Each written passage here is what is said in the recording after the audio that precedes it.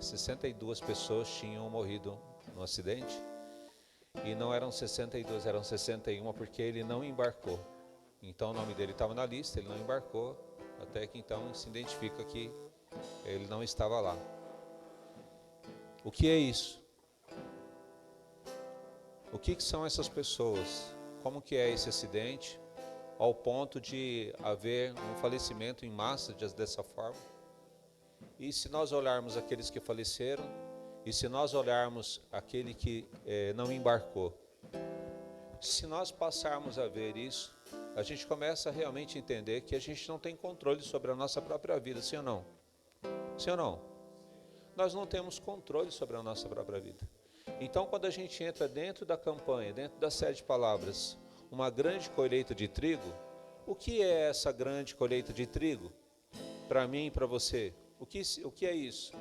E o tema que eu colocaria nessa palavra de hoje é o direito liberado. O que é a graça? A graça é a bênção imerecida. Então, quando eu olho para a graça, que é a bênção imerecida de Deus, que o Senhor então libera sobre nós através do Espírito Santo do Senhor, né? Vem através da obra de Cristo, o Espírito Santo nos conduzindo por toda a vida. Mas quando eu olho a graça, o que o Senhor ministra no meu coração, assim, não sou eu que tenho direito. O apóstolo Paulo deixa muito claro quando ele fala que todos nós pecamos e fomos destituídos da glória de Deus.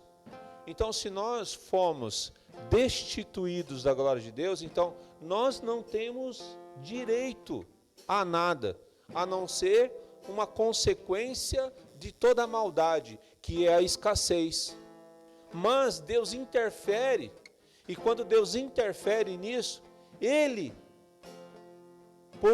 por conta dEle, por definição dEle, não nossa, Ele define a graça. Deus define a graça. Dá para entender o que eu estou dizendo a você? Dá um exemplo. Uma dívida. De repente você tem uma dívida com alguém. E essa dívida você não consegue pagar. E ela começa a aumentar ao ponto de sair totalmente fora do seu orçamento. Mesmo que você tenha toda boa intenção de pagar, você não tem como pagar. Você fala, não tenho como. Não tenho como pagar. É como se a pessoa que tem o direito de receber esse valor, ele chegasse para você e falasse assim, olha, você não tem o dinheiro? Não tenho. Não precisa pagar. Eu estou isentando você desse valor. Então assim, você não conseguiu quitar a sua dívida, mas a pessoa decidiu não receber, então você não precisa pagar. Então você não tem direito sobre aquilo, foi-lhe concedido. O que é a graça? A graça é uma concessão.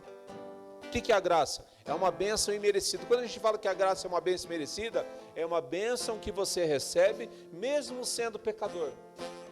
É uma bênção que você recebe mesmo estando cheio de dívidas. É uma bênção que você recebe, né, mesmo você não tendo condição nenhuma para usufruir dela. Vem da parte de Deus. E aí quando eu olho não para nós, e aí eu vou para o tema, não para nós, não nós olhando para Deus, mas Deus olhando para nós. Quando eu vejo Deus olhando para nós, aí eu posso então expressar a graça como um direito concedido. A graça é bênção imerecida. Diga, a graça é bênção imerecida. Mas quando eu olho Deus para nós, a decisão de Deus em nós, então eu vejo um direito liberado. Diga comigo assim, um direito liberado. É aí um dos segredos de uma grande colheita. Um direito liberado. Glória a Deus por isso. Um direito liberado. Quando então eu olho o direito liberado e eu vou para o texto base, qual que é o texto base que a gente está trabalhando? Mateus o quê? Quem lembra? Mateus 13, 30, né?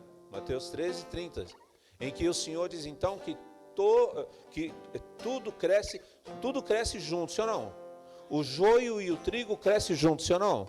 Então a gente está trabalhando muito isso. O joio e o trigo crescem tudo junto. O que esse texto está dizendo? A gente cresce nessa bagunça que está aí. A gente cresce nessa bagunça. Quando a gente então cresce nessa bagunça, uma das coisas que acontece nessa vida é sermos acometidos de infortúnios, muitas vezes não querendo, mas parece que as coisas invadem. Amém? Dá para melhorar o som aqui, por favor? Acho que de repente fechar um pouquinho, abrir um pouco mais a voz. O que acontece aí? Os infortúnios invadem. Eles invadem. E a gente passa a ter uma consequência de escassez. Uma consequência de escassez. E aí o Senhor está dizendo para mim e para você, não importa o quanto escasso a sua vida pode se apresentar. Eu libero sobre você um direito. Pode melhorar um pouquinho mais, Paulo, por favor. Você não importa o quanto escasso, não importa o quanto escasso, eu interfiro na sua vida e libero sobre você uma grande colheita. Eu libero sobre você um direito em que você não teria por que ter, mas eu decido te entregar. Em nome de Jesus Cristo, que você receba da parte de Deus algo que venha a ser surpreendente na tua vida, em que tudo aquilo que está desorganizado se organize a partir deste momento, em que haja da parte de Deus uma interferência, e nessa interferência você venha viver algo sobrenatural na sua vida, em que seja tirado de você daquilo que é o impedimento, em o nome de Jesus Cristo. Glória a Deus por isso. E aí então vamos para o livro de Isaías, profeta Isaías, capítulo 54. Sem a lâmpada tem que ser no óculos mesmo.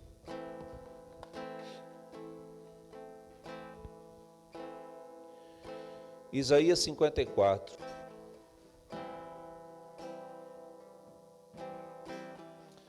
Eu poderia trabalhar ele todinho, mas 2 versos me chamam muita atenção. Um deles, que falou muito comigo, é o momento em que o Senhor fala sobre a vergonha. Está lá no verso 4. Eu vou para o verso 1, depois a gente segue. Isaías 54, verso 4. Deus, através do profeta Isaías, está falando com o seu povo. E esse capítulo também fala do momento em que eles estão saindo da escravidão. Eles estão saindo do exílio. Então eles estão em estado de humilhação. Escasso. Assim, só vive porque está respirando. Perdeu tudo. Perdeu a dignidade. Perdeu a cidadania. Perdeu tudo. Tá? Tiraram tudo. Não sei se eu já disse isso para vocês, mas uma das coisas que me chamou nessa luta do povo venezuelano, um cartaz de um venezuelano segurando, e no cartaz está escrito assim: nos tiraram tudo, até o medo. Então tirou tanto, a vida tirou tanto, que aí você já não tem medo de nada, porque o que mais pode ser tirado? Chega uma hora que tira tanto que você fala, o que mais pode tirar de mim?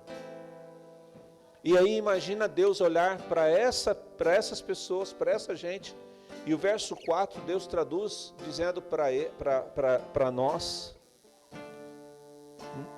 ele diz assim: não temas. Posso falar amém? Porque não serás envergonhada. Aqui ele fala no feminino, né? E a gente vai entender melhor lá em cima, depois no verso 1. Não te envergonhes, porque não sofrerás afrontas. Antes te esquecerás da vergonha da tua mocidade, e não te lembrarás mais do opróbrio da tua viuvez. O que Deus está dizendo? Deus está dizendo assim: essa situação que vem contra você, isso que te segura, isso que te prende, isso que está se arrastando na sua vida, que você fala, não sei mais como é que eu saio disso, eu não sei como é que eu finalizo isso, Deus está dizendo, isso não vai te prender. Sabe essa coisa que está tentando te envergonhar? Deus está dizendo, isso não vai te envergonhar. Não vai te envergonhar.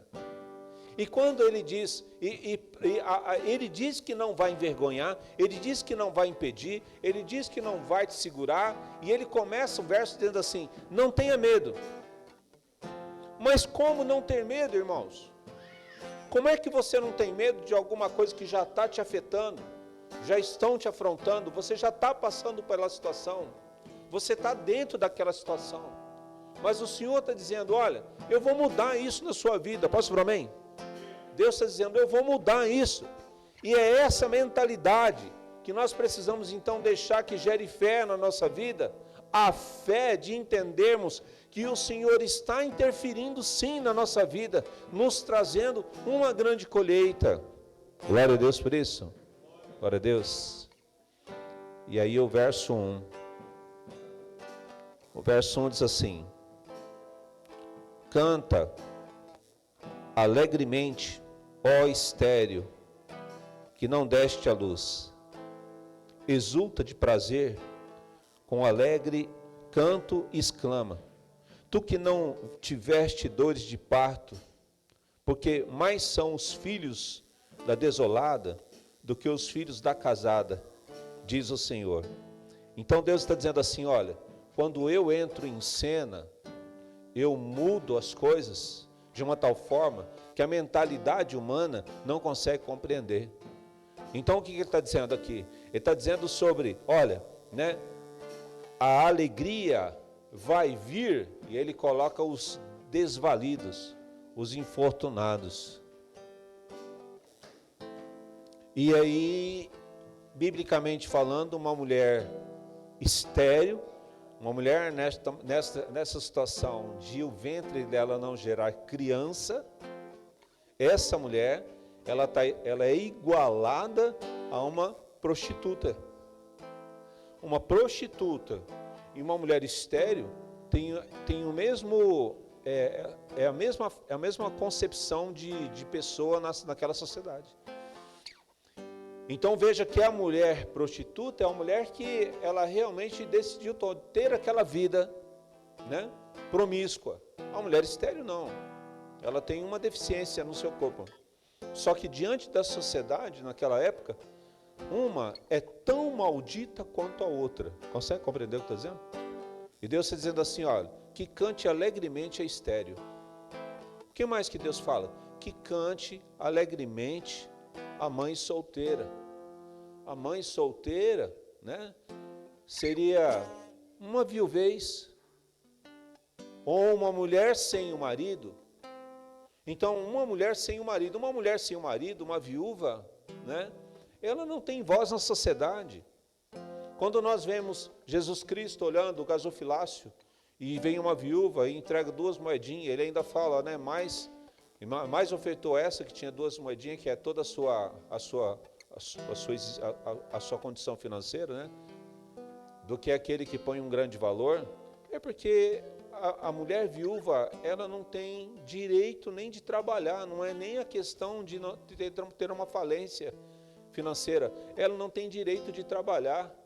Diante daquela sociedade, ela fica realmente assim, totalmente excluída, mesmo que ela tenha qualquer tipo de habilidade. Vamos supor que ela trabalhe tão bem como qualquer outro homem, em qualquer atividade, ela não pode exercer aquilo. Então ela está excluída da sociedade, então ela não tem condição nenhuma. E Deus está dizendo que o canto e a alegria vai vir sobre a estéril, como aquela que é viúva, né? Então esse canto e essa alegria vai vir porque há uma definição de Deus em direção àquele que realmente não está vendo saída na sua vida. O que você não vê saída na sua vida, realmente essa saída não existe. Consegue compreender? O que eu quero que você entenda? Quando você olha alguma coisa na sua vida e você pensa com você mesmo, não tem saída. Não tem saída. Eu digo para você, olha, realmente não tem saída. Mas ao mesmo tempo que eu digo para você, não tem saída, Eu digo para você, não tenha medo por causa desse beco sem saída. Escute o que eu estou te dizendo. Eu digo para você, olha, essa situação que você olha e você fala não tem saída. Eu digo para você, realmente não tem saída. Mas aí em sequência eu digo, não tenha medo desse beco sem saída. Aí se você fala assim, mas como não ter medo desse beco sem saída? Não tenha medo, porque Deus decidiu dar uma saída. Consegue compreender? Deus decidiu dar uma saída a esse beco sem saída. Então, o que você tem que raciocinar? A saída só existe se você entender Deus na sua vida. A saída só existe se você compreender o amor de Deus por você e aquilo que você tem que fazer com relação à sua comunhão com o Senhor. Consegue compreender o que eu estou dizendo a você? Aí o verso 2, seguindo, diz assim: amplia o lugar da tua tenda, estenda-se as cortinas das suas habitações, não o impeças, alonga as tuas cordas e firma bem as tuas estacas. O tema da palavra de domingo que vem foi inesperado. Eu diria que o inesperado, nesse texto, nesse verso, é o absurdo. O absurdo. Dá para ouvir bem? Dá para ouvir bem? O absurdo. Um absurdo. O que é esse absurdo? O absurdo é, Deus está dizendo, essa falência que você vive, esse beco sem saída, eu estou dizendo para você, não tenha medo desse beco sem saída. Aí, além de você estar ali preso diante de uma situação, algo que te envergonha. E aí nos versos seguintes diz assim para você, não se envergonhe, por quê? Porque essa situação está tentando te envergonhar. Consegue compreender o que eu estou dizendo? Qual que é o absurdo nessa história? O absurdo nessa história é que Deus está dizendo assim, amplie. Meu Deus, irmãos, preste atenção nisso. Deus está dizendo, alarga as suas estacas, amplie. Se você não está dando conta do que você está fazendo, você está dentro de uma situação que você fala, eu não consigo mais, eu não consigo me mover, porque eu estou sendo pressionado. Tem algo que está me barrando, me limitando, tem algo que está me prendendo. Vou dar um exemplo prático, de circunstâncias. Então nós estamos vendo o milagre da construção da igreja, sim ou não? Vou dar um exemplo prático que todo mundo aqui está envolvido. E aí a gente está com a oferta alçada na laje, tentando mostrar para os irmãos que a fidelidade do dízimo é a revelação para que todo mundo prospere junto, sim ou não? Sim ou não, igreja? Aí tem alguns que têm a revelação que fazem, tem outros que não têm a revelação e não fazem. Vou dar um exemplo de prosperidade como igreja. Moisés, libertador do seu povo, tirou o povo do Egito para levar a uma terra prometida, sim ou não? Aqueles que não receberam a revelação morreram no deserto. A nova geração que vem entendeu a revelação e entrou na terra prometida. Se essa geração que saiu do Egito recebesse a revelação, eles iam prosperar lá na terra prometida. Não, eles morreram no deserto. Morreram salvos? Morreram, mas não morreram, não viveram a promessa. O que é o dízimo revelado? O dízimo revelado é uma igreja que quando todo mundo caminha na revelação, todo mundo prospera. Consegue compreender o que estou dizendo a você? Porque aqueles que têm a revelação prosperam, aqueles que não têm a revelação não prosperam, e aqueles que não têm a revelação e não são fiéis, ele vai prendendo toda a engrenagem, porque é uma tribo, consegue compreender? Moisés era fiel, Moisés era dizimista, Moisés ele tinha a revelação, e por que Moisés ficou 40 anos no deserto, porque ele estava ali como libertador. Ele não poderia ir para a terra prometida e só deixar o recado para aquele povo, ó, eu vou indo na frente, porque eu entendi a revelação, e vocês vêm vindo. A gente se encontra na terra prometida. Se fosse dessa forma, nós sabemos, está escrito, que Moisés, Josué, Caleb iam se encontrar na terra prometida, ia ficar lá um bom tempo esperando o restante do pessoal chegar, que não chegaram porque não receberam a revelação. Circunstâncias.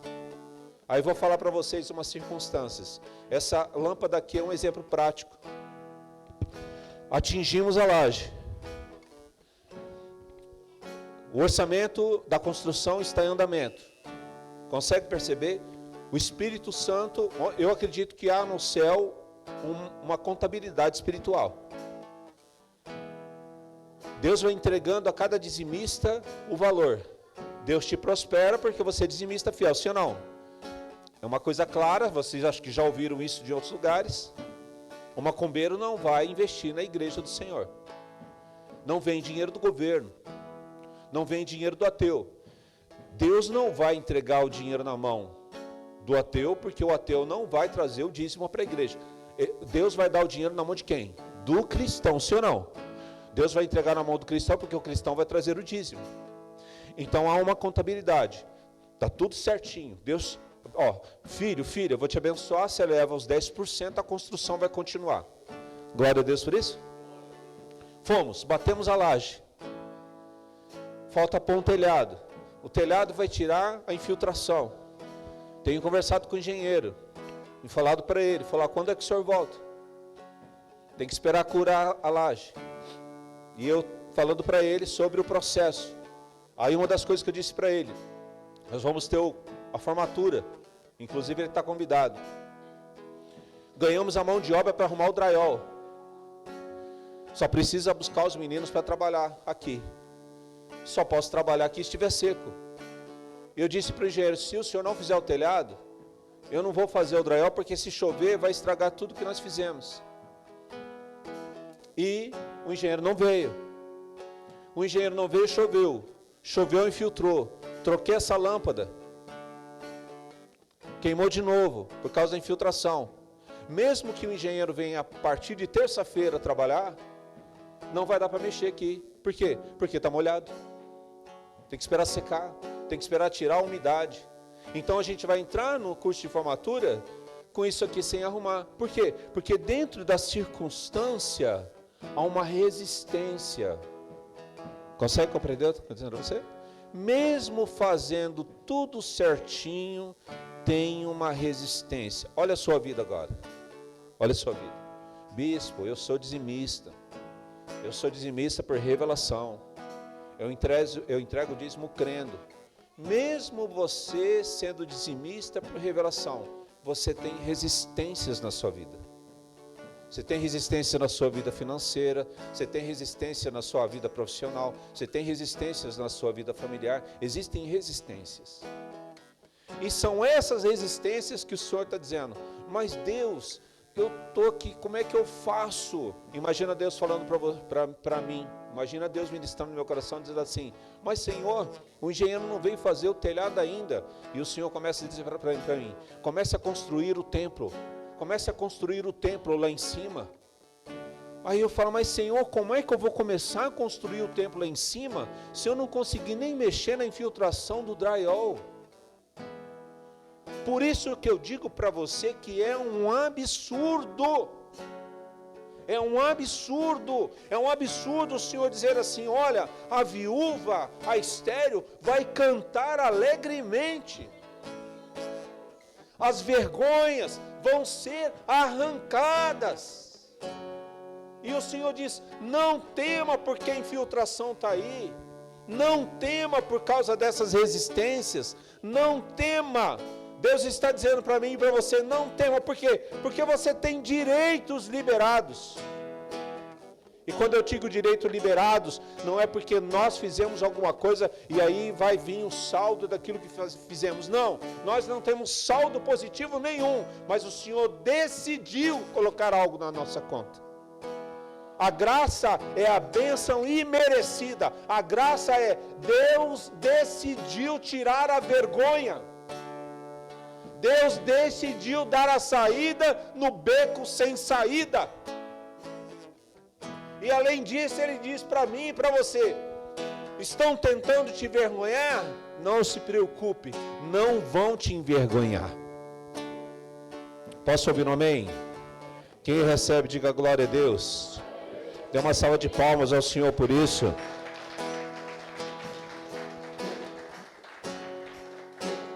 No verso 3, então, o Senhor diz: porque você, se for para você, se diga amém. O texto diz assim: porque você transbordará para a direita, você transbordará para a esquerda, a tua posteridade possuirá as nações, e fará que sejam habitadas as cidades assoladas.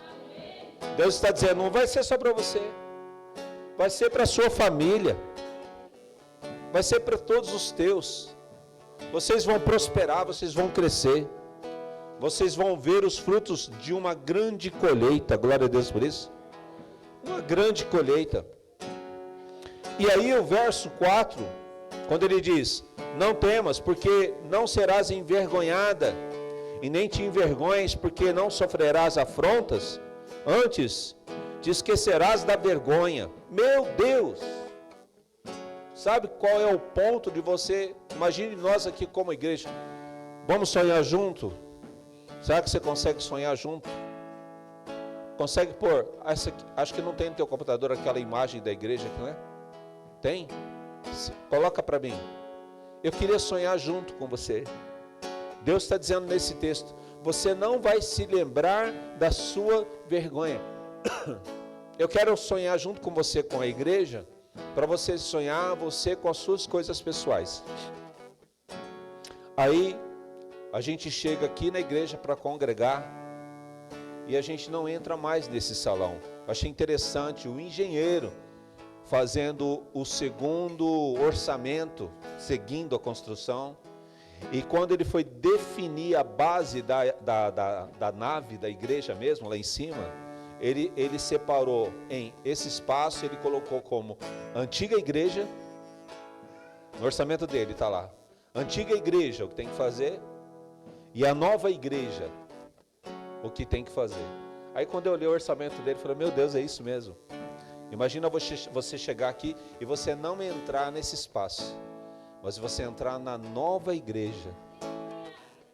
Agora quando entrarmos, quando essa entrada estiver asfaltada, o nosso estacionamento estiver funcionando, em que nós chegarmos na igreja e fomos para a nave maior, de Deus falar para mim e para você, esquece aquela lama, esquece a rua que não dá para descer com o carro, esquece, chega na igreja e está essas infiltrações, esquece, porque está tudo terminado, tudo construído, tudo realizado. Consegue compreender o que está dizendo a você?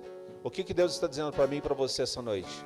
Que o Senhor está construindo algo na sua vida de uma tal forma que Ele está dizendo para você, você vai esquecer desse tempo, você vai esquecer dessa tribulação, você vai esquecer dessa resistência.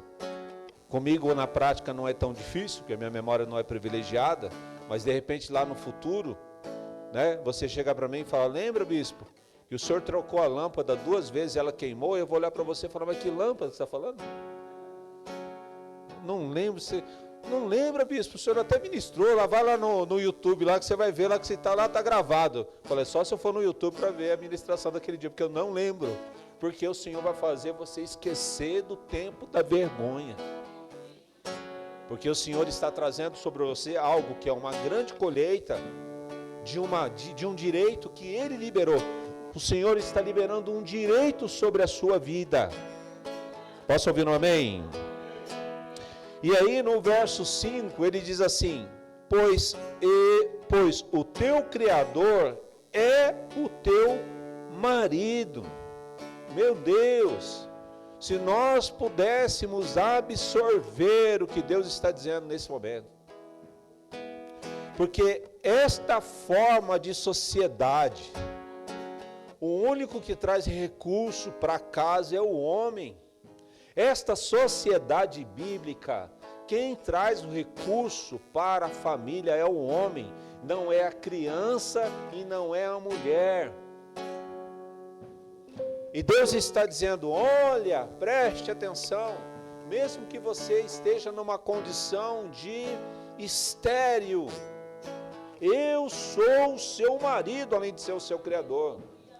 Mesmo que você esteja numa condição de viuvez, eu sou o seu marido, além de ser o seu criador. Quer dizer, o Senhor está dizendo, além de eu ser o seu criador, eu também sou o provedor. Sou eu o provedor, quer dizer, você não depende de ninguém para ter o resultado. Eu te proporciono, Deus está dizendo, eu te proporciono o resultado que você está buscando neste relacionamento. E ele se posiciona então como marido. O Senhor dos Exércitos é o seu nome, o Santo de Israel, e o teu Redentor, que é chamado o Deus de toda a terra. Glória a Deus por isso. Verso 6, porque o Senhor te chamou como uma mulher desamparada, Ele chamou como uma mulher triste de espírito, Ele chamou como a mulher da mocidade que fora repudiada, diz o teu Deus. Por um breve momento te deixei, com grande compaixão te recolherei. Glória a Deus por isso. Num ímpeto de indignação, escondi de ti por um momento o meu rosto, mas com benignidade eterna, que compadecerei de ti, diz o Senhor, o teu Redentor. Glória a Deus. Então assim, nós vivemos a consequência do pecado, vivemos. Mas o Senhor está dizendo, olha, a obra da cruz é um reatar. Estou trazendo você para perto de mim, para que você possa viver aquilo que eu quero que você viva. Consegue compreender o que eu estou dizendo a você? Esse texto, Deus está dizendo, olha, quem é esse povo aqui de Isaías? Esse povo de Isaías é o povo que ficou 70 anos na escravidão. É o povo que está voltando para casa. É o mesmo povo do Salmo 126. É o mesmo povo que Malaquias está dizendo, vocês não vão trazer o dízimo. Há diferença entre o justo e o ímpio. É o mesmo povo, é a mesma época. É a mesma época. E aqui o Senhor está dizendo, olha, eu deixei vocês por um tempo, que foi os 70 anos, agora estou recolhendo vocês. Eu estou trazendo vocês para mim, para que vocês possam viver aquilo que eu quero que vocês vivam. Entenda? Você consegue entender isso? Apóstolo Paulo diz o quê? Todos pecaram e foram destituídos da glória de Deus. Mas o tempo da graça iniciada pelo Espírito Santo é, vocês não têm direito a nada e vocês não têm condição de pagar aquilo que vocês devem. Mas eu decidi isentar. Eu decidi liberar. Então, Deus está dando a você um direito. Você tem um direito. Que direito que você tem? Escute o que eu vou te dizer. A tua vida tem resistências, mas mesmo com essas resistências, Deus está dizendo para você, eu estou decidido, eu estou decidindo, eu estou dando a você o superar desta limitação. Estou liberando sobre a tua vida aquilo que está te resistindo, não te resistirá. Você avançará, o Senhor está dizendo. Consegue entender? Ele está te dando o direito de viver uma vida abençoada, transbordante. Você vai transbordar para a direita, você vai transbordar para a esquerda. A sua descendência vai transbordar, mesmo diante da dificuldade. Para quem é essa promessa? Para todos aqueles que creem, para todos aqueles que recebem, glória a Deus por isso. Né? Estava falando com o Paulo Henrique hoje um pouquinho. Quando você entrega uma palavra no altar, você tem que entender que você, como um instrumento de Deus, não vai levar a revelação para ninguém. Você leva a palavra para as pessoas, E aí quando alguém recebe a revelação da palavra, que acontece o sobrenatural de Deus no decorrer dos dias, a pessoa volta para o púlpito querendo dar testemunho, como já aconteceu inúmeras vezes. Queremos dar um testemunho. A pessoa sobe do altar e fala: bispo, a palavra que o senhor ministrou naquele culto, o senhor ministrou meu coração e eu fiz, e na semana aconteceu. Quando você descobre que a palavra lançada gerou o sobrenatural, a revelação e uma ação de Deus na vida daquela pessoa que ela subiu no altar para testemunhar, não significa que todos receberam a revelação. Mas a palavra não é para todos, é uma. Eu não modifico nada na sua vida. Mas quando o Senhor me usa como instrumento, a palavra é lançada. E quando você recebe a revelação, a partir da revelação que você recebe, é o Espírito Santo de Deus que entra dentro de você e trabalha o seu entendimento. E há uma liberação na sua vida. Glória a Deus que todos recebessem a revelação, porque a revelação é para todos, mas não são todos que recebem, mas a revelação é liberada. Glória a Deus por isso. E a palavra hoje está aberta naquilo que Deus está dizendo. Olha, a sua vida é escassa, você está num tempo de escassez, você está vivendo o que a parábola do joio e do trigo diz, cresce tudo junto, o joio foi plantado à noite pelo inimigo, então é uma vida que causa muita resistência, mas eu sou o seu marido, eu sou o seu provedor. Eu vou colocar em você alegria, você vai ter um canto alegre, você vai transbordar para a direita, você vai transbordar para a esquerda, a sua família vai transbordar. Quem recebe isso? Quem crê nisso? Dê uma salva de palmas ao Senhor, diga glória a Deus.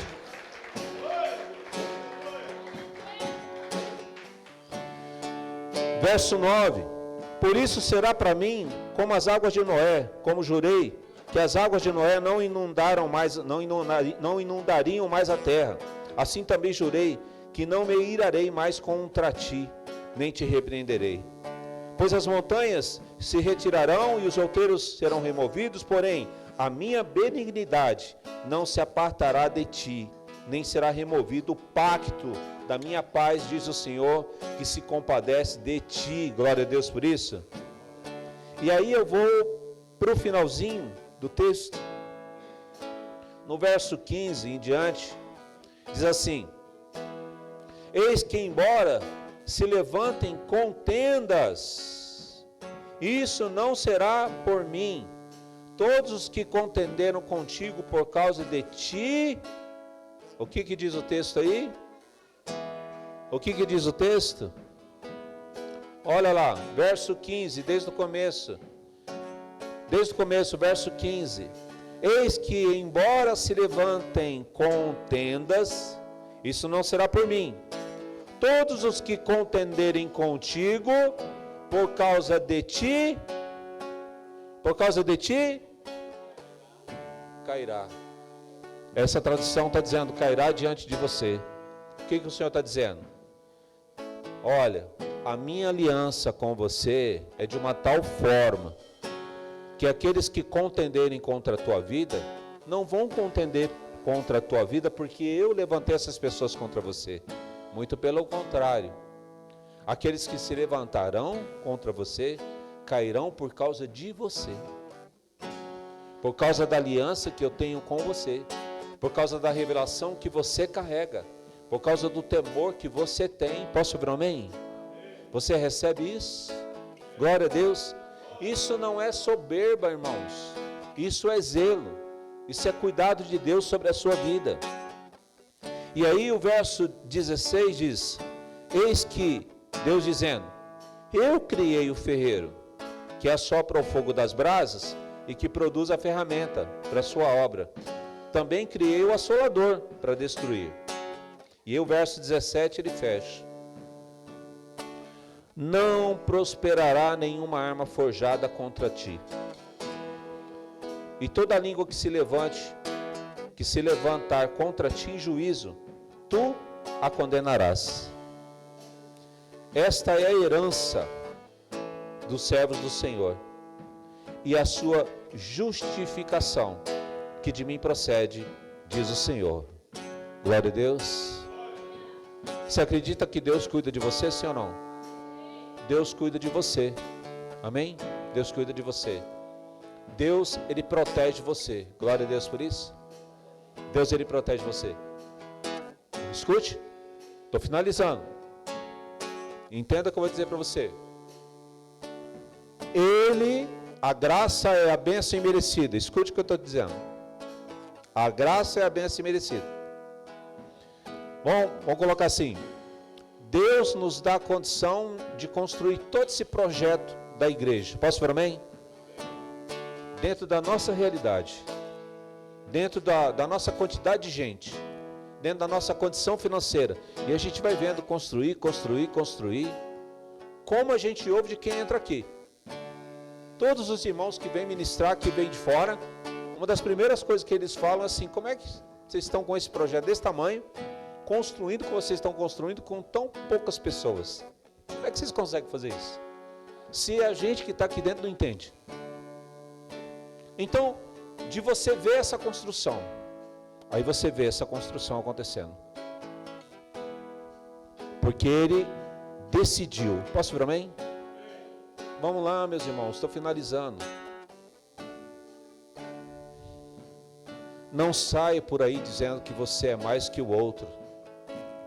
Não saia dizendo por aí que você é aquele que, se alguém apontar o dedo para você, o dedo dele vai ficar leproso.